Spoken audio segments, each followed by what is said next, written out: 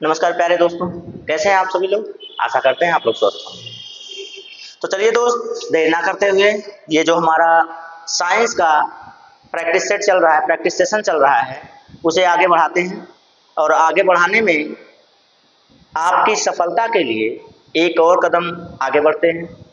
तो दोस्त, जैसा कि मैंने आपसे वादा किया था, अब तक मैं 15 प्रश्न, 10 प्रश्न, 20 प्रश्न के आसपास ही लेकर आ रहा था। उसकी फुल व्याख्या करता था, एकदम उसको इतना ब्रॉडली करता था, वाइडली इतना ज़्यादा कर देता था कि उतने में ही आपका 40, 45 से 50 मिनट लग जाता था 10 से 15 प्रश्न करने में। लेकिन वो प्रश्न जो मैंने करवाए हैं, उन प्रश्नों में आप देखेंगे तो कहीं ना कहीं एक प्रश्न की व्याख्या में लगभग 100 प्रश्न, वो पूरा एक सेट के व्याख्या में लगभग 100 प्रश्न आते हैं। आज उन प्रश्नों को जब अभी हल करेंगे हम, तो आपको दिखाएंगे कि देखिए, जो भी मैंने व्याख्या किया है उन व्याख्या से प्रश्न मिलते जुलते हैं और आपके पेपर में आए हुए। तो कल मैंने आपको 23 प्रश्न करवाया। मैंने वादा किया कि आप इसके बाद मैं 50 प्रश्न लेके आऊँ। तो आज मैंने 50 यानी कि 50 प्रश्न आप लोगों के लिए लेकर आया। तो चलिए, मैं जानते हैं जब तक आप लोग अपनी प्रक्रिया नहीं देते हैं, तब तक ये इंतजार करता रहता हूं कि आप लोग क्या सोच रहे हैं, क्या कहना चाह रहे हैं। ये इसका मंथन होता है कि आप लोग चाहते क्या हैं, आखिर किस तरह से सीख सकते हैं बेहतर तरीके से। तो बेहतर तरीके से सीखने के लिए आपको प्रतिक्रिया में बस कमेंट करना है। कमेंट करके आप बता देंगे, मैं उसी फ्लो में, उसी अनुसार आपको बताना शुरू कर दूंगा, पढ़ाना शुरू कर, सिखाना आपको शुरू कर दूंगा। तो कल का कमेंट था एक लोगों का कि भाई वॉइस जो है थोड़ी सी आपकी सरसरा रही है, सरसराहट है आवाज में। तो पता नहीं क्यों ऐसा होता है, इतना जोश, इतनी ऊर्जा, इतना उमंग आ जाता है आप लोगों को जब मैं पढ़ाता हूँ, सिखाता हूँ और कुछ व्याख्या करता हूँ, तो उसमें याद ही नहीं रहता है कि ये जो स्टूडियो है ये छोटा सा होता है। उसमें जब मेरी आवाज का टोन और इको आप देखेंगे तो सबसे तेज होता है। मैं बोलता स्लो लगेगा, मैं आपको स्लो बोलूंगा, लेकिन मेरी टोन और मेरा इको इतना ज्यादा है मेरी वॉइस का कि अपने आप आवाज टकराने लगती है। कितना भी अच्छे से मैं पढ़ाऊं, तो मेरी आवाज थोड़ा सा आप स्लो करके देखा कीजिए वीडियो, आवाज कम करके देखा कीजिए, तो आपको आवाज क्लियर मिलेगी। मैं थोड़ा सा फ्लो में निकाल देता हूँ, आवाज ज्यादा जाने लगती है, ये मुझे पता है, लेकिन अब इतना भी ना कम मजा नहीं आता। फिर पूरे फ्लो के साथ ही रहना चाहिए। फ्लो में अगर डाउन कर रहा हूँ, अब देखिए इस तरह से मैं बोल रहा हूँ तो एकदम नॉर्मली सिंपली आपको आवाज मिल रही है। जब पढ़ाना शुरू करता हूँ, बताना शुरू करता हूँ, तो क्या पता लगता है कि भाई मैं इतना तेजी से, इतना इको और इतना टोन जाने लगता है आपके पास कि फिर क्या ही कहें, आवाज टकराने जैसी लगने लगती है। तो आइए आज की क्लास को शुरू किया जाए। तो मैं कहूंगा कि मेरी क्लास, बाकी सर लोग ठीक हैं, जैसे कि आपका मैंने कहा ना, वादा किया है कि यूपी ट्रिपल एससी पेट का जो एग्जाम, पेट का जो एग्जाम है, उसमें जो हमारे सहयोगी सर लोग हैं, जैसे कि हमारे आदरणीय नीलकमल सर हैं, रवि सर हैं, राहुल सर हैं, मैं हूं ही। तो इस तरह से जो भी सर हैं, सबकी आवाज लगभग मीडियम और स्लो में है, लेकिन मेरी आवाज सबसे तेज है। और साथ ही साथ मेरे आदरणीय नीलकमल सर हैं, उनका भी फ्लो बहुत तेज है। जब वो पढ़ाना शुरू कर देते हैं ना, तो उनको भी नहीं याद रहता कि मैं कितनी स्पीड में बोल रहा हूँ, कितनी तेजी से बोल रहा हूँ। लेकिन हाँ, जो भी बोलते हैं, जो भी पढ़ाते हैं, बहुत तगड़ा पढ़ाते हैं, अनुभव के साथ। अनुभव इतना ज़्यादा है ना कि आप उनका प्रश्न ले लीजिए और आपके पेपर में चले जाइए, तो हूबहू प्रश्न फंसते हैं। ऐसे ऐसे अनुभवी शिक्षक हैं हमारे पास। तो आप लोग जितने भी आपके दोस्त हैं, अगर आप खुद चैनल पर नए हैं तो सबसे पहले चैनल को तो सब्सक्राइब कर लीजिएगा, क्योंकि जितना फायदा ये चैनल आपको देने वाला है, वो मुझे नहीं लगता कि कोई और देगा। सब लोग 99% छूट दे रहे हैं, लेकिन हम लोग 100% छूट दिए हैं। कोई शुल्क नहीं लगा है अभी तक। सोचिए, 1 साल से ऊपर होने वाला है, 1 साल 6 महीने के आसपास होने वाला है चैनल को, लेकिन अभी तक हम लोगों ने कोई शुल्क नहीं लगाया है कहीं पर। आपको सारी क्लासेस फ्री ही चल रही हैं। तो चलिए दोस्त, आप जानते हैं कि हमारा ये जो चैनल है, ये इतना कॉन्फिडेंट होता है किसी प्रश्न को लेकर कि पेपर में छपने जैसा होता है। आप टीईटी, यूपी टीईटी के छात्रों से पूछ सकते हैं जो विगत में हमारे यहाँ ऑफलाइन रह चुके हैं या ऑनलाइन रह चुके हैं। टीईटी पढ़िए या सीटीईटी पढ़िए, या फिर जो लोग स्टेट में हुए हैं उनसे पूछिए, जो बिहार में हुए हैं उनसे पूछिए, बिहार में भी हुए हैं उनसे पूछिए, यूपीपी में हुए हैं उनसे पूछिए। तो आप किसी से पूछेंगे, बहुत अच्छा रिस्पॉन्स मिला है। तो अब उसी क्रम में हम सोच रहे हैं कि जो भी आए, जो भी लोग मिले, यहाँ तक कि आप देखेंगे मैं जब सीए पढ़ा रहा था, यानी करंट अफेयर पढ़ा रहा था, करंट अफेयर का पीसीएस में आपके क्वेश्चन मिला हुआ है। अब उस पर मैं नाच तो सकता नहीं कि भाई यूपीपी में कुछ प्रश्न क्या फंस गए, नाचना शुरू कर दो चैनल पर। अरे हमारे टीम से मिलके देखो, आप लोगों ने 200, 300, 500 वीडियो बनाए हैं, तब जाके कहीं वो मिला। और मिलेगा क्यों नहीं भाई, सिलेबस तो वही रहेगा, वो मिलना ही है। 25%, 30% मिलाकर आप लोग इतना हंसोगे, इतना चिल्लाओगे तो कैसे काम चलेगा भाई। ये कहाँ से नंबर नहीं इनके पास, तो कहाँ से कॉल कर रहे हैं। चलिए, तो मैं आपको बता दूं, एक मिनट थोड़ा सा। हेलो हेलो, कॉल बैक करता हूँ सर खाली होने के बाद। अभी क्लास में हूँ, कॉल बैक करता हूँ खाली होने के बाद। हाँ बोलिए।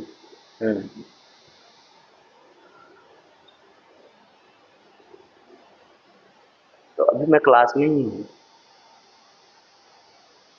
ऑनलाइन वाले में ही हूँ, अभी बाद में बात करता हूँ। ज़्यादा टाइम थोड़ी दे दूँगा।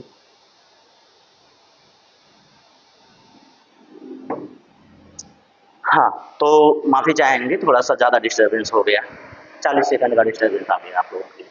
तो मैं क्या कह रहा था आप लोग, हाँ, जो भी भाई 30% आप मैच करवा के, 35% मैच करवा के इतना उछल रहे हैं, इतना कूद रहे हैं, तो आप शिक्षक हैं, गरिमा है। आप यहाँ पे नहीं कूद सकते, कहीं आप बाहर जाइए क्लास के, तो वहाँ कूदिए उछलिए, वो अलग ज़िंदगी, आपकी पर्सनल ज़िंदगी, उसमें कोई मतलब नहीं है आप। लेकिन यूट्यूब पर आके नाचिए कूदिए, अच्छी बात थोड़ी।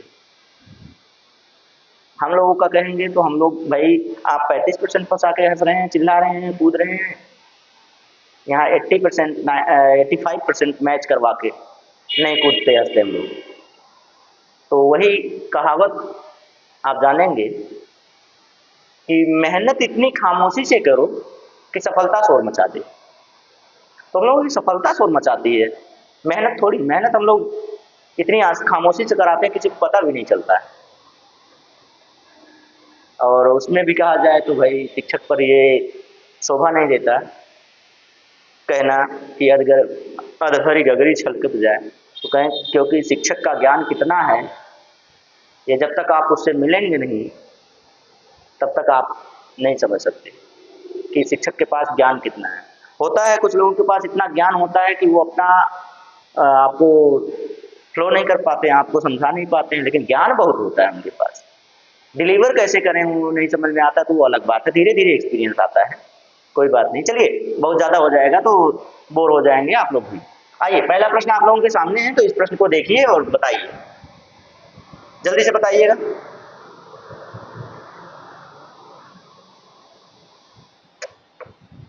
चलिए बताइएगा जरा। हाँ, निम्नलिखित में से देखिए, मैं आज भी बहुत ज़्यादा व्याख्या नहीं करूँगा, ज़्यादा व्याख्या करूँगा तो लंबी हो जाएगी क्लास, फिर लंबी क्लास हो जाएगी तो लंबी देखने में थोड़ा आप लोगों को दिक्कत होती है कि लंबी लंबी क्लास आप एक बार 2 बार भी देखते हैं।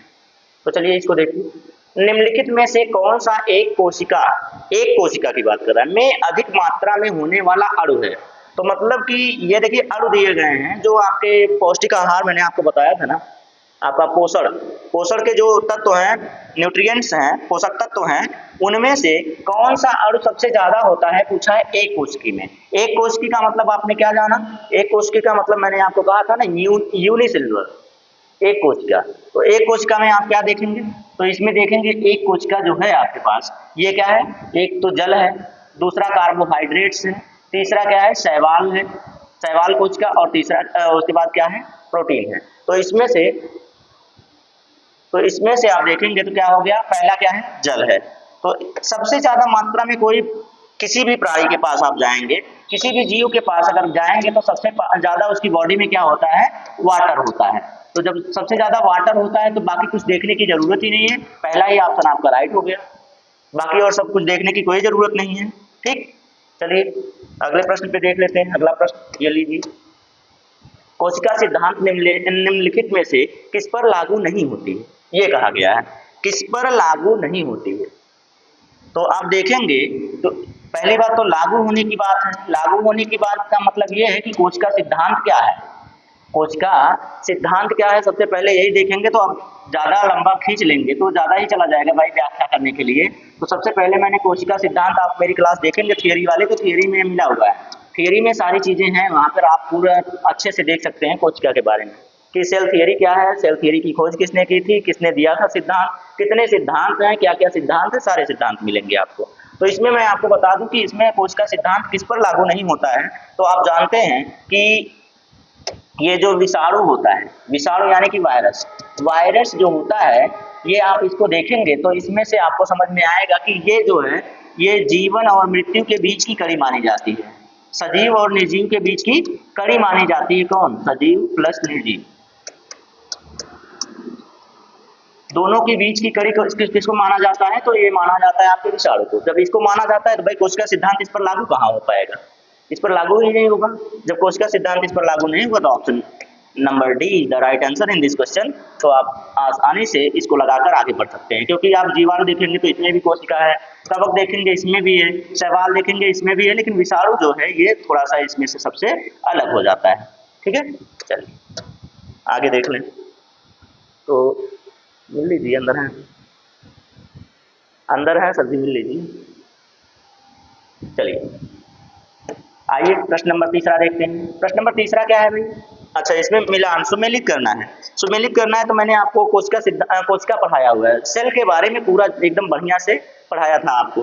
जब पढ़ाया था आपको तो आपको मैंने बताया था कि ये देखिए क्या क्या दिया है इसमें से, एक दिया है lysosome, DNA and mitochondria, mitochondria, DNA, और देखिए इसको सूत्रकारिका भी कहते हैं ना, इसको माइटोकॉन्ड्रिया को सूत्रकारिका भी कहते हैं, डीएनए डीऑक्सीराइबोन्यूक्लिक एसिड है, लाइसोसोम्स है, आत्महत्या की थैली है। तो इनके गुणों से आपको मैच करा रहा है, ठीक है, कोई बात नहीं, गुणों से मैच करा रहा है। तो लाइसोसोम्स आत्महत्या की थैली कहा जाता है, सुसाइडल बैग कहा जाता है इसको, सुसाइडल बैग कहा जाता है किसमें, सेल में। और डीएनए कहाँ पाया जाता है भाई, डीएनए आप जानते हैं डीएनए में क्या, गुणसूत्र में पाया जाता है डीएनए, डीएनए कहाँ पाया जाता है, गुणसूत्र में पाया जाता है। अब डीएनए की बात छोड़िए, आरएनए भी कहेंगे तो ये भी यहीं पाया जाएगा आपके, आरएनए की भी बात करेंगे वो भी यहीं पाया जाता है। माइटोकॉन्ड्रिया को power house of the cell कहते हैं, माइटोकॉन्ड्रिया को क्या कहते हैं, power house of the cell कहते हैं। तो तीनों के तीनों ऑप्शन तो मैच कर गए, आपके पहले पे सी मिलना चाहिए, पहले पे सी कहाँ है, दो ऑप्शन में है, इसमें है, इसमें है, पहले पे सी, दूसरे में बी होना चाहिए, देखिए दूसरे में बी होना चाहिए, ये देखिए option number B is the right answer in this question. आप देखेंगे, आप मैच कराइए, तो पहले में सी है, दूसरे में बी है, और तीसरे में पहला होना ए होना चाहिए, देखिए ए है। तो ये आपका बी वाला राइट हो गया और मैच मैंने करा दिया है। आपको अगर स्क्रीनशॉट करना है तो आप स्क्रीनशॉट भी कर सकते हैं। चलिए आगे चलें, चलिए ये रहा प्रश्न नंबर 4। प्रश्न नंबर 4 क्या है, कोशिका प्रकार्यात्मक, प्रकार्यात्मक का मतलब इसे कहते हैं क्रियात्मक, प्रकार्यात्मक लिखा हुआ है, आप इसे कार्यात्मक या क्रियात्मक भी कह सकते हैं। आप इन शब्दों से आप अगर रूबरू हैं, क्रियात्मक और कार्यात्मक, इनसे आप रूबरू हैं तो आप इन प्रश्नों का आंसर देने में हिचक नहीं सकते। प्रकार्यात्मक कहिए, क्रियात्मक कहिए, फिर प्रक्रियात्मक कहिए, इनको अंग्रेजी में एक शब्द से देखा जाता है, functional, functional, structural and fundamental. ये शब्द आप जानते हैं तो आप कोशिका के अंदर की बातें जान जाएंगे। तो क्रियाओं का नियंत्रण कौन करता है, क्रियाओं का नियंत्रण, किसी भी क्रिया का नियंत्रण आप जानते हैं तो वो केंद्रक ही करता है। कौन करता है, सूत्रकारिका, सूत्रकारिका अभी मैंने बताया तो माइटोकॉन्ड्रिया है भाई, कौन है, माइटोकॉन्ड्रिया, कॉन्ड्रिया, कॉन्ड्रियन लिखिए या कॉन्ड्रिया लिखिए, कुछ लिख सकते हैं आप। माइटोकॉन्ड्रिया इसे कहते हैं, इसे केंद्रिका कहते हैं, जो कि केंद्रक के अंदर पाया जाता है, केंद्रिका। और जीवद्रव्य, जीवद्रव्य में ही सारे कोशिकांग पाए जाते हैं, जीवद्रव्य में ही सारे कोशिकांग पाए जाते हैं। तो आप इसकी व्याख्या देखने में कहिए तो ये हो गया जीवद्रव्य यानी कि साइटोप्लाज्म, जिसमें सारे कोशिकांग पाए जाते हैं। केंद्रिका ये केंद्रक में पाई जाती है, जो केंद्रक है केंद्रक ही उसको क्या करता है, मॉनिटर करता है यानी कि नियंत्रण करता है। ठीक है, आइए फिर आगे देखते हैं अगले प्रश्न को। प्रश्न नंबर 4 हो गया। मैं तो व्याख्या नहीं करना चाहता, लेकिन आप लोगों के लिए जब आ जाता हूँ सामने तो व्याख्या शुरू हो जाती है मेरी, अपने आप फ्लो निकलना शुरू हो जाता है। फ्लो में कितना बताऊं, देखिए सूत्री विभाजन के चरण का नाम बताइए, सूत्री विभाजन के चरण का नाम बताइए जिसके दौरान विभाजित सेल के गुणसूत्र मध्य रेखा पर स्थित होते हैं। मैंने पढ़ाया हुआ है इसको भी मैंने पढ़ाया हुआ है। आप अगर ध्यान दिए हैं तो आपको इस प्रश्न का आंसर देने में कोई दिक्कत नहीं होने वाली, चाहे एनाफेज कहिए, टेलोफेज कहिए, मेटाफेज कहिए, प्रोफेज कहिए। इसमें से कौन सा होता है जब गुणसूत्र आपका क्या होता है, मध्य स्थिति में होता है। मध्य स्थिति में यहाँ होता है जब आप सूत्री विभाजन होता है मध्य स्थिति में, उसको आप उनके धागों क्रोमैटिन धागों को बहुत आसानी से देख सकते हैं, बहुत आसानी से उनको क्या कर सकते हैं, देख सकते हैं। तो कौन सी एज होती है, वो मेटाफेज होती है। मेटाफेज मध्यावस्था, इसको हिंदी में क्या कहेंगे, इसको हिंदी में कहेंगे मध्यावस्था। तो मध्यावस्था के दौरान हम गुणसूत्र के जो धागे होते हैं उनको आराम से उनकी मध्य रेखा की बात कर रहा है ना, तो इसे हम क्रोमैटिन धागे कह सकते हैं। तो उसको बहुत आसानी से देखा जा सकता है, तो इसको मेटाफेज में। ठीक है, चलिए आगे चलें, अगले प्रश्न पर आइए। प्रश्न नंबर 6 आपके सामने, जल्दी से इसका आंसर कीजिए। पौधों में पाया जाने वाला नीला हो, बैंगनी हो या फिर लाल फ्लेवोनाइड वर्णक किसी उपस्थिति के कारण होता है। किसकी उपस्थिति के कारण होता है भाई, पूछ रहा है। ये जो वर्णक होते हैं चाहे नीला हो, बैंगनी हो या फिर लाल हो, ये किसके कारण होते हैं, तो ये पौधों में आप देखेंगे तो ये होते हैं आपके एंथ्रोसाइनिन के कारण। किसके कारण, एंथ्रोसाइनिन के कारण। एंथ्रोसाइनिन के कारण आपको नीला, बैंगनी और लाल रंग देखने को मिल सकता है। ठीक है, चलिए तो गाजर में ये देखिए पत्तियां हरी किसके कारण होती हैं, तो ये पत्तियां हरी होती हैं क्लोरोफिल के कारण। और बचा आपका कैरोटीन, कैरोटीन किसमें पाया जाता है, तो ये गाजर में पाया जाता है, बालों में पाया जाता है। आप इसको भी जान सकते हैं। चलिए गाजर में पाया जाता है। तो ऑप्शन सही आपका बी वाला है। बाकी सारे ऑप्शन आप देखते रहिए और उनका मतलब समझते रहिए बस, क्योंकि वो आगे कहीं ना कहीं आपको किसी ना किसी प्रश्न में कहीं ना कहीं काम आ जाते हैं। आइए, निम्नलिखित में से कौन सा कोशिकांग पादप कोशिका में पाया जाता है किंतु पशु कोशिका में नहीं पाया जाता है। लीजिए, ये प्रश्न अलग से आया हुआ प्रश्न, बढ़िया प्रश्न, लेकिन मैंने पढ़ाया हुआ है। मैंने नहीं दिया था, ये प्रश्न कहीं से ले लिया गया है, लेकिन ये प्रश्न मैं आपको पढ़ाया हूं। ये प्रश्न मैं आपको पढ़ाया हूं कि जंतु कोशिका पादप कोशिका में अंतर क्या होता है, plant cell and animal cell में डिफरेंस क्या होते हैं, वो मैंने आपको पढ़ाया है। अब ये बताइए कि इसने पूछा है पशु कोशिका में नहीं पाया जाता है, पशु कोशिका में नहीं पाया जाता है, तो मैंने कहा ये जो क्लोरोप्लास्ट है, क्लोरोप्लास्ट क्या,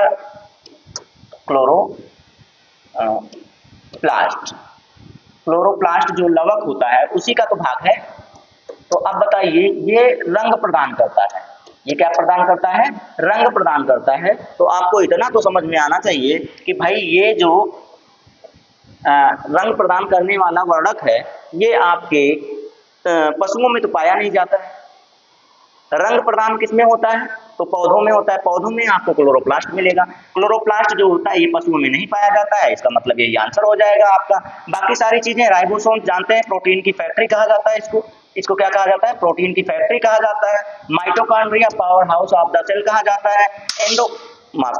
एंडोप्लाज्मिक रेटिकुलम, एंडोप्लाज्मिक रेटिकुलम मतलब ER, एंडोप्लाज्मिक रेटिकुलम जिसे कहा जाता है। तो ये तो हो गया ER।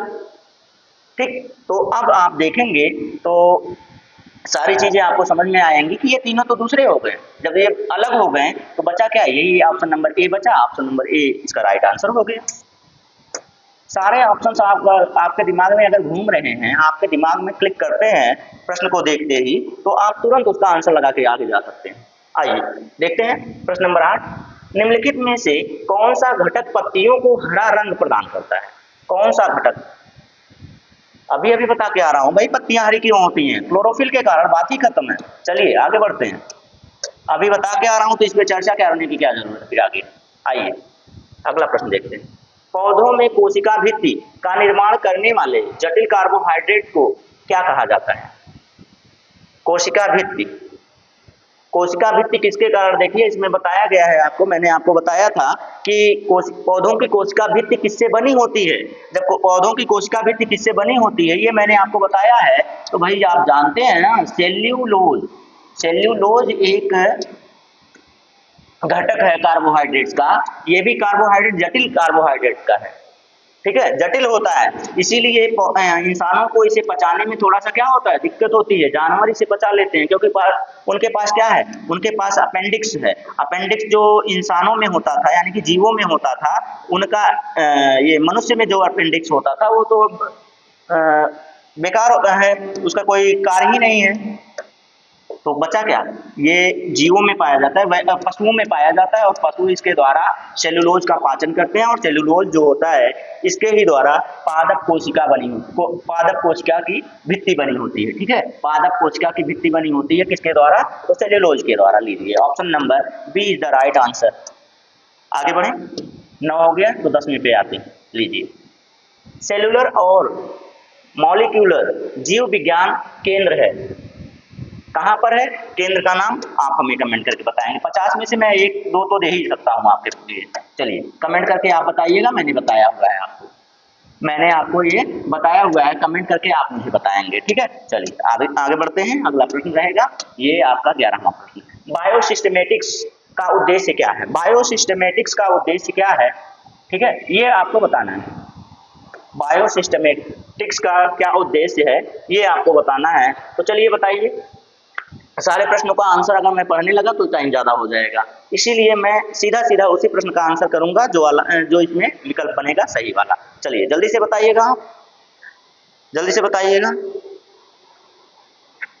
आइए मैं देखता हूँ, मैं बताता हूँ, कमेंट आप लोग करते रहिएगा, कमेंट आप लोगों का देखेंगे तो ज़्यादा अच्छा रहता है। चलिए मैं बता दूं आपको, तो इसमें से जो हो जाएगा, अध्ययन के सभी क्षेत्रों से विभिन्न की समग्रता पर, विभिन्नता की समग्रता पर उनके विकासवादी इतिहास और उनके फाइलोजेनी की स्थापना के आधार पर जीवों का वर्गीकरण करना, ठीक है।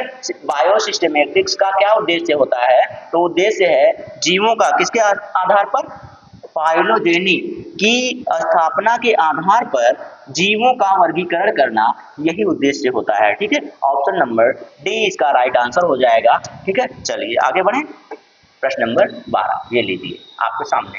विभिन्न प्रकार के ऊतकों के अध्ययन को क्या कहा जाता है, विभिन्न प्रकार के ऊतकों के अध्ययन को क्या कहा जाता है। हिंदी में जब बात चल रही है तो हिंदी में देख लीजिए, कोशिका जीव विज्ञान, कोशिका का अध्ययन, साइटोलॉजी कोशिका का अध्ययन, सेल फिजियोलॉजी सेल के ही बारे में बता रहा है। इसका मतलब बचा क्या, ऊतक विज्ञान बचा। ऊतक विज्ञान बचा, सीधे सीधे बता रहा है भाई कि ऊतक का अध्ययन किया जाएगा, इसमें सभी प्रकार के ऊतकों का अध्ययन किया जाएगा, बात ही खत्म हो गई। चलिए ऑप्शन नंबर डी इसका राइट आंसर बन गया। आगे बढ़े, प्रश्न नंबर 13 लीजिए, इसका आंसर कीजिए। जानवरों के उनके पर्यावरण के साथ संबंधों के अध्ययन को कहा जाता है। जैसे जीव हैं और पर्यावरण, जीव और पर्यावरण का संबंध क्या होता है, उनका अंतर संबंध क्या होता है, इसके अध्ययन को क्या कहा जाता है, मतलब किसके अंतर्गत इन दोनों के अंतर संबंधों का ज्ञान होता है, ये अध्ययन किया जाता है, तो उसके बारे में बताना है। तो वो कौन सा हो जाता है भाई, आप पढ़े होंगे इकोलॉजी, क्या पढ़े होंगे भाई, इकोलॉजी पढ़े हैं। तो इकोलॉजी ही एक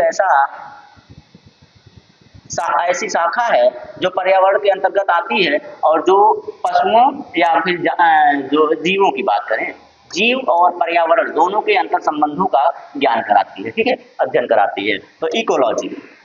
चलिए आगे बढ़ें, ये रहा प्रश्न नंबर 14 आपके स्क्रीन बोर्ड पर, जल्दी से जल्दी इसका आंसर कीजिए भाई। शैवालों के अध्ययन से जुड़ी वनस्पति शाखा का नाम बताइए, शैवालों के अध्ययन से जुड़ी। अभी कल मैंने आपको कवक से संबंधित बताया था, कल मैंने क्या बताया था, कवक से संबंधित और कोशिका से संबंधित दोनों का अध्ययन बताया था। दोनों का क्या, बहुत सबका लगभग बताया था, जीवाणु का भी बताया था और जीवाणु का भी बताया था, वायरस का भी बताया था, वायरस मतलब विषाणु का भी बताया था। इन सब का मैंने जब बताया था आपको, तो कवक का क्या होता है, कवक का होता है फाइटोलॉजी, और कोशिका का हो गया साइटोलॉजी, जीवाणु का बैक्टीरियोलॉजी और विषाणु का वायरसोलॉजी। तो इस तरह से सबका जब हो गया तो माइक्रोबायोलॉजी तो अलग हो गया, छोटे सूक्ष्म जीवों का अध्ययन होता है। माइकोलॉजी ये देखिए, माइकोलॉजी तो ये, हाँ माइकोलॉजी ये कवक का हो गया। फिर ये फाइकोलॉजी, फाइकोलॉजी जो होता है ये शैवालों का अध्ययन कराता है, फंगस का अध्ययन कराता है। किसका अध्ययन कराता है? शैवालों का, ठीक है, एल्गी का, भाई एल्गी लगाइए। किसका अध्ययन कराता है? एल्गी का अध्ययन कराता है कौन? फाइकोलॉजी। तो इसमें से ऑप्शन नंबर बी हो जाएगा आपका राइट आंसर। मैंने सबका आपको बता रखा है, आप देखेंगे पिछले प्रैक्टिस को तो आपको सारी चीजें पता चल जाएंगी। एपीकल्चर भी मैंने आपको कल बता दिया था, किसी प्रश्न में नहीं था लेकिन मैंने आपको एक्स्ट्रा बता दिया था कि एपीकल्चर क्या होता है।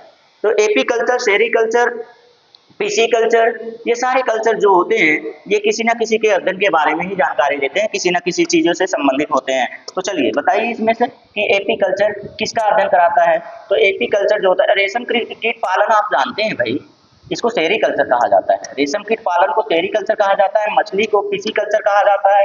तो बचा क्या? मधुमक्खी बचा। मधुमक्खी जब बचा है तो यही एपीकल्चर बन जाएगा। मधुमक्खी बचा है तो एपीकल्चर बन गया, बात खत्म हो गई। चलिए आंसर मिल गया आपका। सारा ऑप्शन आप जब क्लियर कर लेते हैं तो एक इसको मेथड क्या कहते हैं जानते हैं आप? Option elimination method. Option elimination method अगर आप जान रहे हैं तो आपको प्रश्न देखने के बाद ऑप्शन से आप लगा सकते हैं। आपको नहीं भी आ रहा है ना, ऑप्शन एलिमिनेट करते जाएंगे, एक एक ऑप्शन उसमें से हटता जाएगा तो जो बच गया वही उसका आंसर बन गया। सीधी सीधी बात बनती है आपकी। तो आइए अगला प्रश्न दीजिए। रेशम के देखिए, रेशम के कीड़े अभी अभी बता के निकल रहा हूं मैं, पिसीकल्चर सारे ऑप्शन में बता के निकल रहा हूं। तो कहां से यहाँ से बताइए? सेरीकल्चर हो गया आपका ऑप्शन, बात खत्म। चलिए कितनी बार बताऊंगा मैं इसको? एपीकल्चर मधुमक्खी है, पिसीकल्चर अभी देखिए हार्टिकल्चर भी है। एंटोमोलॉजी, एंटोमोलॉजी जो होता है वो किसका अध्ययन कराता है भाई? एंटोमोलॉजी, एंटोमोलॉजी किसका अध्ययन कराता है जरा बताइएगा। एंट में क्या आ रहा है? एंटोमा, एंटोमोलॉजी, ठीक है। एंटोमा छोड़िए, एक कितना आ रहा है? आंट आ रहा है। आंट मतलब क्या होता है? चींटी। चींटी क्या है? एक कीट है। चींटी क्या है भाई? एक कीट है। तो इससे चले जाइए आप कीट पर, कीटों का अध्ययन होता है एंटोमोलॉजी में। एंटोमो भी कह सकते हैं, एंटोमो, ठीक है। एंटोमोलॉजी कह सकते हैं इसको। कीट पालन, कीट पालन यहाँ से आप इसको लगाएंगे तो मिल जाएगा आपको। कहीं ना कहीं आप रिलेट करके निकालते हैं ऑप्शन, बहुत अच्छा निकलता है। आइए परिस्थितिक विज्ञान, पारिस्थितिक विज्ञान इसके कहते हैं भाई। परिस्थिति क्यों लिखा है? अच्छा पेपर में रहा होगा तो ऐसे ही दिया होगा। चलिए तो परिस्थिति विज्ञान या इकोलॉजी अभी अभी पढ़ा के निकल रहा हूँ कि वातावरण कहाँ गया। देखिए इसमें चिड़िया दे रहा है, इसमें कोशिका की संरचना दे रहा है, इसमें तंत्र दे रहा है, तो ये तो कट गए अपने आप। बचा क्या? वातावरण। जब तक इकोलॉजी में वातावरण नहीं जोड़ेंगे और उसके साथ जीवों की संरचना नहीं जोड़ेंगे तब तक कैसे मिलेगा? जीवों की संरचना या शरीर की संरचना? जीव कहिए या शरीर कहिए भाई, जीव होगा तो उसका शरीर भी तो होगा। जीव होंगे तो उनके शरीर भी होंगे, तो जीव और वातावरण दोनों का अंतर संबंध क्या कहलाता है? इकोलॉजी कहलाता है। तो इकोलॉजी का अध्ययन हो गया।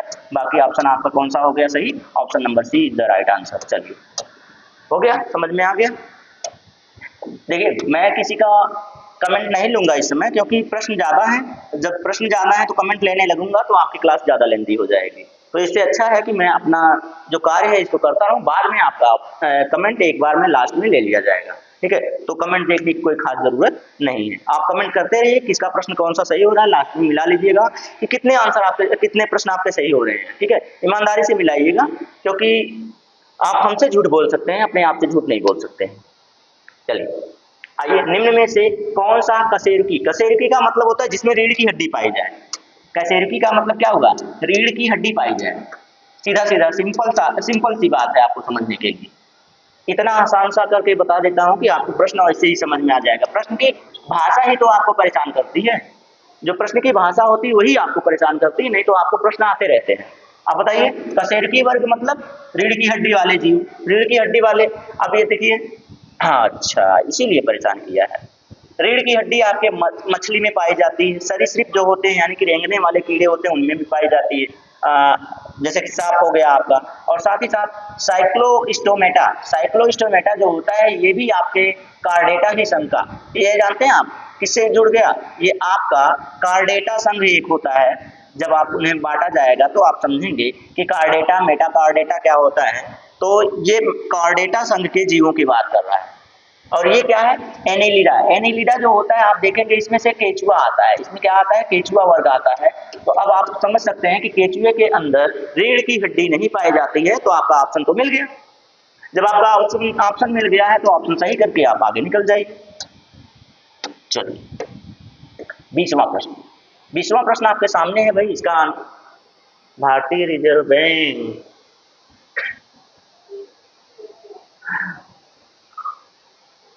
यही भाई विज्ञान की किस शाखा में ये आता है, बायोलॉजी या फिर आपको केमिस्ट्री या फिर आप फिजिक्स देखिए।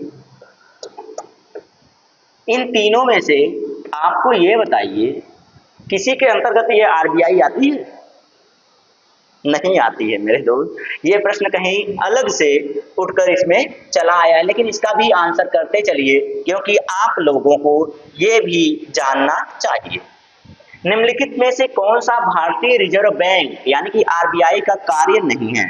तो आरबीआई की स्थापना कब हुई थी मेरे दोस्त, आरबीआई की स्थापना आप लोग जानते हैं 1 अप्रैल को हुई, ठीक है, 1 अप्रैल को हुई थी, ठीक है। ये बैंकों के बैंक के नाम से जाना जाता है, ये बैंकों को ऋण प्रदान करता है, ना कि किसी पर्सनल इंसान को पैसे देने का कार्य करता है। तो ये बैंकों को पैसे देता है, बैंकों को लोन देता है, बैंकों का बैंक इसलिए इसको कहा जाता है। आइए, नोट छापने का कार्य करता है, तो इसके बारे में देख लेते हैं। यह करेंसी नोट जारी करता है, सही बात है, ये करेंसी नोट जारी करता है भाई। यह सरकार की बैंकिंग आवश्यकताओं का प्रबंधन करता है, सही है, ये बैंक सरकार डायरेक्ट इससे क्या करती है, कम्युनिकेट करती है। यह वाणिज्यिक बैंकों यानी कि जो बैंक हमें नकदी प्रदान करती हैं उनका अभिरक्षक करता है, सही है, इनका संचालन भी करता है, बैंकों का बैंक इसीलिए तो कहा जाता है इसको। अब क्या है इसके बाद, यह प्रतिभूति बाजार के विकास को बढ़ावा देता है, नहीं भाई ये प्रश्न, ये वाला ऑप्शन इसका नहीं हो सकता है, तो यही ऑप्शन इसका क्या पूछा है, नहीं है, कार्य नहीं है, ऑप्शन नंबर डी नहीं है इस प्रश्न का आंसर, ठीक है। तो इस प्रश्न का आंसर तो यही हो जाएगा, जबकि आरबीआई का कार्य ये नहीं है और उसने पूछा भी कि इसका आंसर नहीं है, ठीक है। चलिए आगे आइए, प्रश्न नंबर 20 हो गया, तो 21 पर चलते हैं। प्रश्न नंबर 21 बताइएगा, जीव विज्ञान की कौन सी भाई, जीव कहाँ आ जाएगा, ये कौन, जीव विज्ञान की कौन सी शाखा वंशानुक्रम पैटर्न के अध्ययन पर केंद्रित है। वंशानुक्रम मैंने आपको बताया हुआ है, वंशानुक्रम क्या कहलाता है, जैसे कि एक पीढ़ी से दूसरी पीढ़ी में लक्षणों का जाना, जैसे यहाँ पर हो गए दादाजी को ले लीजिए, दादाजी से के बाद पापा जी को ले लीजिए, पापा के बाद उनके बेटे को ले लीजिए, बेटे के बाद आप पोते को ले लीजिए। तो ये जो क्रम होता है, यही क्रम क्या बनाता है, वंशानुक्रम बनाता है। इनके लक्षण इसमें जाएंगे, इसके लक्षण इसमें, इसके लक्षण इसमें, तो ये जो लक्षण इसमें से इसमें जाते रहते हैं, यानी कि माता की भी बात कर सकते हैं आप, यहाँ दादी की बात कर लीजिए, लड़कियां नाराज ना हो भाई, माता का भी नाम ले लीजिए, माता के साथ आप माता की बेटी का भी नाम ले लीजिए, माता की बेटी के साथ पोती का भी नाम ले लीजिए, पोते पोती, अब ये लीजिए, यही क्रम इसमें भी चल रहा है। तो इस तरह से आप देखेंगे तो वंशानुक्रम कहाँ जाता है, तो ये आनुवांशिकी से जुड़ा हुआ प्रश्न है। किससे जुड़ा हुआ है, आनुवांशिकी से जुड़ा हुआ प्रश्न है। तो आनुवांशिकी देखिए किसी ऑप्शन में दिखे तो आप लगाकर आप निकल सकते हैं। आप आनुवांशिकी देखिए, ये देखिए option number C is the right answer. मैं व्याख्या के साथ आपको दिखा दिया और आप आराम से उसको ढूंढ सकते हैं। चलिए 21 हो गया, 22 के पास चलते हैं, ऑप्शन नंबर 22 पेट्रोलॉजी। पेट्रोलॉजी के संबंध में निम्नलिखित में से कौन सा कथन सही है, पेट्रोलॉजी में कौन सा ऑप्शन सही है मेरे दोस्त। तो इसमें ऑप्शन नंबर, यह शैलों की उत्पत्ति, संरचना और उनके हाँ, पेट्रोलॉजी इसी को कहा जाता है भाई कि यह शैलों की उत्पत्ति, यानी कि जो पहाड़ पर्वत हैं, शैल हैं, रूपांतरित शैल, कायांतरित शैल, दोनों तो एक ही हो गए हैं, अवसादित शैल, अवसादी चट्टानें जो होती हैं, इन सब की, ये जो शैल हैं, इन शैलों की उत्पत्ति और संरचना के साथ संगठन, यानी कि वो बने कैसे हैं, इन सब की जानकारी पेट्रोलॉजी में दी जाती है। किस में दी जाती है, पेट्रोलॉजी में दी जाती है। तो ये प्रश्न आपका राइट हो गया, पहला ही ऑप्शन सही हो गया, बाकी आगे पढ़ने की कोई जरूरत नहीं है। इतना बड़ा खाका तैयार करके दिया है, क्या करेंगे पढ़ के आप, जब उससे कोई मतलब ही नहीं, जिससे मतलब है वो पढ़ के आप आगे निकल जाइए। मैं कह रहा हूँ ना कि मैं फालतू चीजें नहीं बताता आपको, जब फालतू चीजें एक बार शुरू करता हूँ तो शुरू ही किए रहता हूँ जब तक खत्म ना हो जाए। चलिए इस प्रश्न का आंसर कीजिए भाई, कौन सा प्रश्न है, आधुनिक जीवाणु विज्ञान के जनक कौन है। आधुनिक विज्ञान जीवाणु विज्ञान के जनक, मतलब मॉडर्न बैक्टीरियोलॉजी के जनक कौन है ये पूछ रहा है आपसे। तो आपका आंसर क्या हो रहा है वो मैं जानना चाहूंगा। ऑप्शन आप लोगों के पास जो ऑप्शन मारना चाहेंगे, आप कहेंगे ये तो लुई पास्चर है भाई, लुईस पास्चर या लुई पास्चर, तो आप इनका नाम लेंगे क्योंकि यही आपको पता ही है। जीवाणु विज्ञान के जनक जो हैं वो तो यही है ना, जीवाणु विज्ञान। जीवाणु विज्ञान के जनक कौन है? तो जीवाणु विज्ञान के जनक लुई पास्चर। आप इन्हीं के पास जा रहे होंगे, या फिर आप ए वी ल्यूवेनहॉक के पास जा रहे होंगे, ल्यूवेनहॉक के पास जा रहे होंगे। भाई इन्होंने भी एक कार्य किया था 1683 ईस्वी में जीवाणुओं से संबंधित। तो अब मैं आपको बताऊं, जीवाणु की खोज के बारे में बताया जाए। जीवाणु की खोज किसने की थी? जीवाणु की खोज, जीवाणु की खोज की बात करेंगे तो एंटोनी वॉन लीवेनहॉक के पास जाएंगे, एंटोनी वॉन लीवेनहॉक के पास जाएंगे। 1683 ईस्वी में इन्होंने किसकी खोज की थी? तो जीवाणुओं की खोज की। फिर आते हैं लुईस पास्चर के पास, तो ये हैं जीवाणु विज्ञान के जनक। जीवाणु विज्ञान के जनक कौन है? तो लुईस पास्चर है। ठीक, ये हो गए। अब इसके बाद की बात करें, तो इसने पूछा क्या है प्रश्न में पूछा है कि आधुनिक जीवाणु विज्ञान के जनक, आधुनिक जीवाणु विज्ञान के जनक, तो ये है रॉबर्ट कोच। कौन है भाई? तो रॉबर्ट कोच है इसके जनक। ठीक है, तो आपको मैंने जीवाणु विज्ञान के जनक कौन है, जीवाणु की खोज किसने की थी, आधुनिक जीवाणु विज्ञान के जनक, इस प्रश्न के माध्यम से तीनों खत्म कर दिया। कोई समस्या है, कोई दिक्कत, कोई समस्या, कोई परेशानी आपके पास हो, कोई उलझन हो तो जरूर बताइएगा। लीजिए, ये रहा प्रश्न नंबर आपके पास 24। सूक्ष्म जैविकी के जनक कौन है? सूक्ष्म जैविकी के जनक कौन है? तो अभी अभी आया था एक माइक्रोबायोलॉजी आया था, तो उसके जनक कौन है ये पूछ रहा है आपसे। ठीक है, चलिए जल्दी से इस प्रश्न का आंसर कीजिएगा भाई, कौन है? तो अभी अभी मैंने उनका नाम बताया है आपको, उनका नाम मैंने अभी अभी बताया है, एंटोनी वॉन लीवेनहॉक।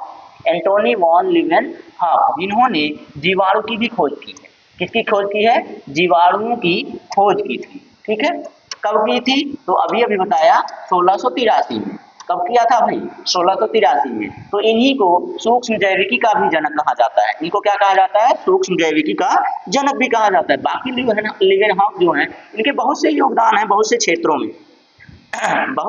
में बहुत से योगदान है इनके। आप देखते रहेंगे। विषम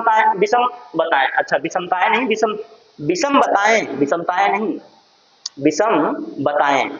तो इसमें से विषम क्या है देखना है भाई। न्यूरोलॉजी, तंत्रिका विज्ञान हो गया, आर्थोलॉजी, ये आपका आर्थोलॉजी जीवों से भी संबंधित, ऑर्निथोलॉजी, नेफ्रोलॉजी। अच्छा हाँ, ये भी मानव से संबंधित है, ये भी मानव से संबंधित है, तीनों मानव से संबंधित है। ऑर्निथोलॉजी मेरे दोस्त, मेरे प्यारे भाई, मेरे बहनें, मेरे यार, मेरे मित्र, आपको मैंने कल बताया था कि ऑर्निथोलॉजी पक्षी विज्ञान कहलाता है। पक्षियों का अध्ययन इसमें करते हैं। इसमें क्या करते हैं? पक्षियों का अध्ययन करते हैं। तो ये तो पक्षी विज्ञान हो गया, ये नहीं रहेगा, क्या हो गया? पक्षी विज्ञान हो गया। अच्छा भाई, पक्षी विज्ञान है ये, तो आप कैसे बता सकते हैं? चलिए, यही तो इसमें से अलग हो गया। बाकी सब मानव से जुड़ा हुआ, एक जो है वो पक्षियों से जुड़ गया, तो यही तो अलग हो गया। लीजिए, कितना आसान है प्रश्न, इतने आसान से प्रश्न जल्दी जल्दी करके निकल जाइए, क्या दिक्कत है आपको? निम्नलिखित में से किसमें मनुष्य का अध्ययन होता है? किसमें मनुष्य का अध्ययन होता है भाई? मनुष्य के आंतरिक शरीर का अध्ययन होता है। किसमें होता है? तो मैं आपको बता दूं, मनुष्य के शरीर का अध्ययन होता है एंथ्रोपोलॉजी। बाकी आप ढूंढ ही नहीं पाएंगे, आर्कियोलॉजी, आर्कियोजूलॉजी, ये सब पुरानी चीजों के बारे में। एंड्रोलॉजी ये भी नहीं होगा। तो एंथ्रोपोलॉजी जो है ये मानव से संबंधित है। किससे संबंधित है? मानव से संबंधित है। और मनुष्य का अध्ययन उसने पूछा है, तो मनुष्य का अध्ययन इसी के अंतर्गत किया जाता है। ठीक है, option number C is the right answer in this question. बहुत प्यारे प्यारे क्वेश्चन है आप लोगों के लिए, बस आप लोग हमारे साथ बने रहा कीजिए। चलिए, एक विषम मिश्रण जिसमें विलेय कण विघटित नहीं होते हैं। लीजिए, ये तो आ गया आपके केमिस्ट्री से। बल्कि संपूर्ण माध्यम में निलंबित रहते हैं। निलंबित रहते हैं, इससे ही आपको समझ जाना चाहिए था। निलंबन की क्रिया, निलंबित होने की क्रिया निलंबन में होती है। किसमें होती है? निलंबन में होती है। बाकी आपको ऑप्शन देखने की कोई जरूरत नहीं थी। विसरण, संवहन, प्रसरण, ये सारी चीजें आपको बताया हो। पायसीकरण क्या होता है, ये सब मैंने बताया है आपको। चलिए आगे बढ़ाएं। तो जितने शब्द आपको मिल रहे हैं ऑप्शन में जितने भी शब्द मिल रहे हैं, अगर वो मैं ना बताया हूं तब आप मुझे कमेंट कर सकते हैं कि सर आपने ये नहीं बताया, आप मुझे वहीं पर रोक सकते हैं और मैं रुक जाऊंगा। लेकिन जो चीजें मैंने पढ़ाया है, जो चीजें मैंने आपको बताया है, उस पर आप क्लेम करेंगे तो मैं तुरंत आपको बता दूंगा कि भाई आप थियरी देखिए या फिर प्रैक्टिस देखिए, उसमें अगर ना मिले तो फिर बताइएगा। चलिए, बाकी समय कम है, जल्दी जल्दी प्रश्न कीजिए।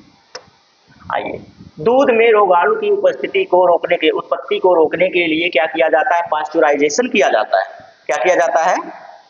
पाश्चुराइजेशन किया जाता है, यानी पाश्चुरीकरण की क्रिया की जाती है। पाश्चुरीकरण की क्रिया क्या होती है? पाश्चुरीकरण की जो क्रिया होती है ना, कि दूध को 15 से 30 मिनट तक 70 अंश सेल्सियस के आसपास, 70 अंश सेल्सियस के आसपास दूध को धीरे धीरे गर्म किया जाता है। धीरे धीरे गर्म करके उसको धीरे धीरे ठंडा कर लेना पाश्चुराइजेशन कहलाता है। आपके घर पे आप लोग देखे होंगे कि दूध लाया जाता है तो उसको गर्म किया जाता है। गर्म क्यों किया जाता है? तो सीधी सीधी वही बात है कि उसमें रोगाणु उत्पन्न ना हो। जो आपके जीवाणु हैं, जो उसको जल्दी से दही बना देते हैं, या फिर जो हानिकारक जीवाणु या रोगाणु हैं, उसमें उसकी उत्पत्ति ना हो, इसके लिए दूध को गर्म किया जाता है। ठीक है, गर्म किया जाता है। तो आप बताइए, जो चीजें मैंने बताया वो तो आपके प्रश्न में भी है। पाश्चुराइजेशन, पाश्चुरीकरण, ये लीजिए पाश्चुरीकरण पहले ही ऑप्शन में आपका मिल गया। इसको अंग्रेजी में पाश्चुराइजेशन कहते हैं और हिंदी में पाश्चुरीकरण कहते हैं, और हमारी देसी भाषा में कहते हैं कि दूधवा गर्म करके ठंडा कैला सही हो जाए, अच्छा हो जाए, नहीं तो खराब हो जाए, दूधवा फट जाए। ठीक है, तो इसको हमारी भाषा में क्या कहते हैं वो भी बता दिया। बाकी सारी भाषा में, यानी कि जो हिंदी भाषा खड़ी भाषा है, उसमें क्या कहते हैं वो भी बता दिया मैंने। चलिए, तो जैसे आप समझना चाहें, मैं सारी तरीके से आपको समझाने के लिए तैयार हूँ। तो इसमें से बताइए कि समस्थानिक नहीं है, समस्थानिक नहीं है, ये बताना है। समस्थानिक होता क्या है भाई? तो उनका स्थान समान होना, जैसे कि 1H1 1H2 1H1 1H2 1H3 ये समान होते हैं। उसी तरह से आपका देखिए क्लोरीन का देख लें, तो क्लोरीन जो होता है आपका 17 और फिर क्या होता है 35, 17 35, और क्लोरीन का फिर से होता है 17 37, यानी कि समस्थानिक स्थान उनका, ये जो ये स्थान है ये इनका समान होना चाहिए। तो ये देखिए क्लोरीन का समान है, क्लोरीन कार्बन का भी समान हो जाएगा। कार्बन 8 होता है ना, कितना होता है? कार्बन 8 हो गया, कार्बन 8 हो जाएगा, कार्बन 8, लेकिन इसका 12 हो जाएगा, इसका क्या हो जाएगा 14 हो जाएगा। तो इस तरह की बात 6 है यार, 6 है, इसका 6 होता है, माफ कीजिएगा ऑक्सीजन का मैंने ले लिया था। तो ये आपका 6 हो गया, कार्बन का समस्थानिक 6 कितना हो गया? 6 हो गया। तो उसी तरह से यहाँ कैल्शियम और आर्गन है, कैल्शियम और आर्गन ये दोनों एक कैसे हो सकते हैं भाई? दोनों तत्व अलग अलग हैं, दोनों तत्व अलग हैं तो उनके परमाणु क्रमांक भी अलग होंगे। परमाणु क्रमांक जब अलग होंगे, परमाणु क्रमांक, अब सीधी सीधी बात बताऊं कि वे तत्व जिनके परमाणु क्रमांक समान होते हैं उनको समस्थानिक कहा जाता है। वे तत्व जिनके परमाणु क्रमांक समान होते हैं परंतु परमाणु द्रव्यमान भिन्न होते हैं, उनको समस्थानिक कहा जाता है। ठीक है, तो संभारिक किसको कहा जाता है? वे तत्व जिनके परमाणु क्रमांक भिन्न किंतु परमाणु द्रव्यमान समान होते हैं, उनको संभारिक कहा जाता है। समस्थानिक, संभारिक, आपको ये आपके केमिस्ट्री में दोनों शब्द मिल जाएंगे, दोनों शब्द मिलते हैं और बहुत बढ़िया काम करते हैं। तो इसमें से आपका अलग कौन हो गया भाई? मैंने सबका बता दिया। इसका देखिए 1 होता है, इसका भी 1 होता है, इसका भी 1 होता है, 1 हो गया। इसका भी 17 होगा, इसका भी 17 होगा, दोनों 1 हो गए। इसका होता है भाई कितना होता है? 6 होता है कार्बन का, इसका 6 हो गया, इसका भी 6 हो गया, बराबर हो गए। अब कैल्शियम और आर्गन सीधे सीधे इनका नाम लिखने की जरूरत ही नहीं, इनकी संख्या लिखने की जरूरत ही नहीं है। क्या जरूरत है लिखने की? कैल्शियम अलग हो जाएगा, आर्गन अलग हो जाएगा, दोनों अलग हैं, दोनों तत्व ही अलग हैं, तो बात ही खत्म है। ऑप्शन यही सही हो जाएगा। इसने कहा है समस्थानिक नहीं। चलिए अब बताइए, इतना आसान सा प्रश्न कैसे कर सकते हैं आप लोग? आप लोग ये देख के डर जाते हैं, हाँ ये तो केमिस्ट्री है, केमिस्ट्री में तत्व हैं और सारी से प्रश्न हैं, कैसे करेंगे? ऐसे करेंगे, कितना आसान सा प्रश्न है। आइए अगले प्रश्न को देखते हैं। आपको डर जाते हैं आप लोग, डरना जरूरी है लेकिन सम्मान से, घुटन से थोड़ी। डरना जरूरी है सम्मान से, किसी से दब कर नहीं, किसी घुटन से नहीं, ठीक है। आइए, हाँ, पानी के कितने ग्राम से एक मोल, पानी के कितने ग्राम से एक मोल यानी कि जिसे कहते हैं आप लोग 6.022 गुणे 10 पर घाते 23 पानी के अणु बनाता है। कितने ग्राम की बात कर रहे हैं भाई? तो बात कर रहे हैं आप एक मोल, एक मोल जो होता है वो 18 ग्राम बनाएगा। कितना बनाएगा भाई? 18 ग्राम बनाएगा। बाकी सारी चीजें मैं निकाल कर आपको यहीं पर दिखा देता, लेकिन आप यहाँ निकालने लगूंगा तो आपको समझ में भी वैसे कम आएगा, टाइम ज्यादा चला जाएगा, समझ में तो आ ही जाता है। चलिए चलिए इतने में ही संतोष कीजिए, थोड़ा थोड़ा जितना बढ़ा रहा हूँ, जितना बता रहा हूँ उतने में ही संतोष करके आप आगे बढ़िए। नहीं तो वही दिक्कत होगी भाई कि यहाँ अगर मैं क्लास लेने लगा, थोड़ा लंबी व्याख्या करने लगूंगा, टाइम ही निकल जाएगा। चलिए आइए क्वेश्चन नंबर 31, अभी 19 क्वेश्चन है। आज की क्लास बहुत लंबी होने वाली है। क्लास लंबी होगी, अच्छे प्रश्न है तो बेहतरीन है, तो भाई लंबी तो होगी। इनमें से कौन सा एंटीबायोटिक नहीं है? एंटीबायोटिक नहीं है भाई,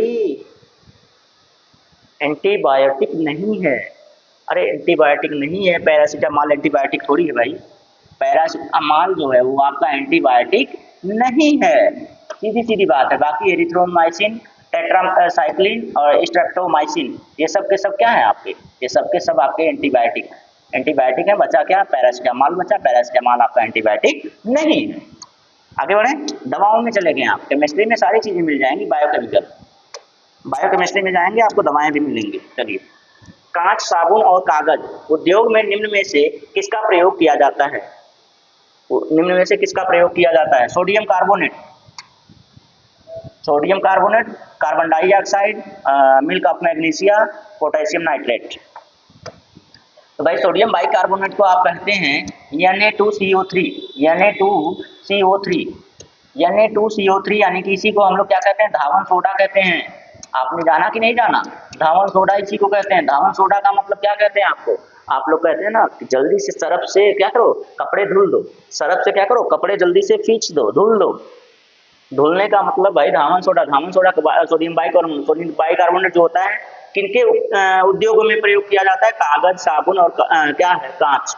इनके उद्योगों में सोडियम बाइकार्बोनेट यानी कि आपके धावन सोडा का प्रयोग किया जाता है, जिसका रासायनिक नाम क्या है? सोडियम कार्बोनेट है, और रासायनिक सूत्र क्या है? सोडियम कार्बोनेट है। बाइकार्बोनेट कहेंगे तो आपका हो जाएगा खाने वाला सोडा, ठीक है। तो ये हो गया धावन सोडा। चले आगे, कोई दिक्कत नहीं, कोई मसला नहीं, मुझे नहीं लग रहा कोई मसला होने वाला है आपका। चलिए आगे बढ़ते हैं। ये लीजिए, अपरमाणु कण प्रोटॉन की खोज, प्रोटॉन की खोज परमाणु किसमें कहने की क्या जरूरत थी? चलिए, इसमें ये बताना था कि प्रोटॉन की खोज किसने की थी। तो आप लोग एक जानते हैं भाई, ये तो बहुत प्रसिद्ध चीज है, ईटा पर नाचे, ईटा पर नाचे। मतलब ई से इलेक्ट्रॉन की खोज किसने की थी? थॉमसन ने की थी। ये देखिए थॉमसन यहाँ है, ये तो इलेक्ट्रॉन की खोज कर दिए। किसकी खोज कर दिए? इलेक्ट्रॉन की खोज कर दिए। पर का मतलब पा से प्रोटॉन और रा से रदरफोर्ड, पा से प्रोटॉन, रा से रदरफोर्ड। ये देखिए ये हैं, ये है रदरफोर्ड। इन्होंने किसकी खोज की? प्रोटॉन की खोज कर दी। नाचे, नाचे का मतलब क्या हो गया? नाचे का मतलब ये देखिए चैडविक है, और ये ना से न्यूट्रॉन, न्यूट्रॉन की खोज किसने की थी? चैडविक ने की थी। ये से हटा दीजिए, यहाँ से नहीं रहेगा। तो न्यूट्रॉन की खोज किसने की? चैडविक ने की। और रदरफोर्ड ने किसकी खोज की थी? तो ये की थी प्रोटॉन की। और थॉमसन ने किसकी की? इलेक्ट्रॉन की। पूछा किसकी है? पूछा प्रोटॉन की है। प्रोटॉन का पूछा है तो ये लीजिए भाई। हाँ, परमाणु की संरचना की खोज किसने की थी? परमाणु की संरचना की खोज आपके नील बोर ने की थी। किसने की थी? परमाणु संरचना की खोज नील बोर। इसीलिए कहा जाता है कि नील बोर का सिद्धांत। आप केमिस्ट्री पढ़ेंगे, इंटर में मिल जाएगा आपको, इंटर में नहीं हाई स्कूल में भी मिलेगा, लेकिन हाई स्कूल में कम मिलेगा आपको। 11th में जैसे ही जाएंगे आपको नील बोर का सिद्धांत देखने को मिल जाएगा, ठीक है। चलिए आगे बढ़े। परमाणु संरचना की संरचना पर काम के लिए 1922 में नोबेल पुरस्कार लीजिए। बातें खत्म हो गई, अभी अभी बता के आ रहा हूँ। परमाणु की संरचना की खोज किसने की थी? परमाणु की संरचना का संदर्भ में परमाणु संरचना की परिकल्पना किसने दी थी? तो ये नील बोर। अभी अभी बता के आ रहा हूँ मैं। चारों ऑप्शन वही हैं, चारों ऑप्शन सेम टू सेम वही हैं, वही ऑप्शन उठा के रख दिए गए हैं। तो ये प्रोटॉन हो गए, ये न्यूट्रॉन हो गए, ये इलेक्ट्रॉन हो गए। तीनों लोग जब यहाँ मिल गए हैं आपको, तो बचा क्या? नील बोर बचे हैं। नील बोर को ही 1922 में परमाणु संरचना के लिए नोबेल पुरस्कार दिया गया था। Option number 35। ऑप्शन नंबर 35, निम्न में से कौन सी क्रिया ओजोन परत की मोटाई को बढ़ाने के लिए सर्वाधिक उपयुक्त है? अभी तो मैं सारी परतें आपको पढ़ा देता, लेकिन टाइम कम है। ये आपसे उन परतों के बारे में पूछ रहा है जो परतें आपके वायुमंडल में हैं, जैसे कि क्षोभ मंडल हुआ, क्षोभ मंडल के बाद समताप मंडल आपका मिल जाए, मध्य मंडल मिल जाए, मध्य मंडल के बाद आपका मिल जाए वो क्या बोलते हैं, कौन सा हो गया यार, वायुमंडल। वायुमंडल के बाद आपको मिल जाए क्या बोलते हैं उसे, बहिर्मंडल। तो ये जो मंडल हैं, पांचों के पांचों मंडल हैं, पांचों मंडलों में एक मंडल मिलता है आपको ओजोन मंडल। ओजोन मंडल, समताप मंडल में ओजोन मंडल मिलता है, जिसे ओजोन की परत कहते हैं। 3 किलोमीटर की इसकी मोटाई होती है, जो हमें सूर्य के पराबैंगनी किरणों से बचाती है। तो पढ़ाने को तो बहुत कुछ है, पढ़ाने लगूँ तो एक एक टॉपिक पर मैं पूरी क्लास देता जाऊँ, लेकिन क्या ही कर सकता हूँ। ठीक है, तो ये सारी चीज़ें जितनी भी हैं, ये आपको बताने के लिए ही सब कुछ हुआ है। चलिए, हो गया, काम हो गया। तो ये हो गया। अब बताइए आप बता सकते हैं कि वैसे क्या है। तो इस परत की क्या है, ये परत का क्षरण हो रहा था। इस परत का जब क्षरण हो रहा था, तो क्षरण में आपको बताया गया कि ये चीज़ें इसके लिए नुकसानदायक है, जैसे कि ग्लोबल वार्मिंग जो है वो नुकसानदायक है। एसी में जो क्लोरोफ्लोरोकार्बन पड़ता है वो नुकसान है, रेफ्रिजरेटर में जो पड़ता है वो नुकसान होता है, जो गैसें पड़ती हैं। तो जितनी भी प्रशीतक गैसें होती हैं, प्रशीतक गैसें जितनी भी होती हैं, वो आपके ओजोन परत के लिए नुकसानदायक होती हैं। तो जब ये सारी नुकसानदायक होती हैं, तो फिर आप उनका यूज क्यों कर रहे हैं? उनका यूज बंद कर दीजिए, अपने आप को मेंटेन कर लेगा, मेंटेन कर लेता है अपने आप को। तो कौन सी गैस है भाई? तो ये देखिए ऑप्शन नंबर 4। आप सारे प्रश्न पढ़ेंगे तो आपको समझ में आएगा कि ये वाला कैसे इसको हटा देना चाहिए। फ्लोरीन, CFC, क्लोरोफ्लोरोकार्बन, इसमें फ्लोरीन मिलता है आपको। आधारित प्रशीतकों के, मतलब जिसमें भी फ्लोरीन आधारित प्रशीतक हों, ठंडी गैसें हों, उनको आप यूज करना बंद कर दीजिए, यूज करना कम कर दीजिए।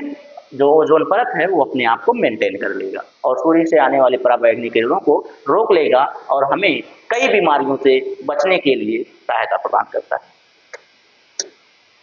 आइए, इस प्रश्न का ऑप्शन डी सही हो गया। तो 35 प्रश्न तो मेरे देखने में बहुत हो गया आप लोगों के लिए। आज रहने दो, 15 प्रश्न और कुछ और प्रश्न मिलाकर मैं उसको कल मेंटेन कर देता हूँ, कल आपके लिए रख देता हूँ, फिर उसको हल किया जाए ना। 15 प्रश्न छोड़ दूँ, 35 प्रश्न बहुत हो गए, मुझे देखने में लग रहा है कि लंबा हो गया क्लास। क्या हो गई? क्लास लंबी हो गई। तो रहने दें, आज के लिए इतना ही। ठीक है, कोई बात नहीं। 11:30, 1 घंटे तो हो गए लगभग। फिर कुछ प्रश्न और करा दूँ, 5 और करा दूँ, 10 बजेंगे। जैसा कहिए आप लोग, कमेंट जल्दी कीजिए। 11:30 से चल रहे थे हम लोग और इतना आ गया, जल्दी बताइएगा।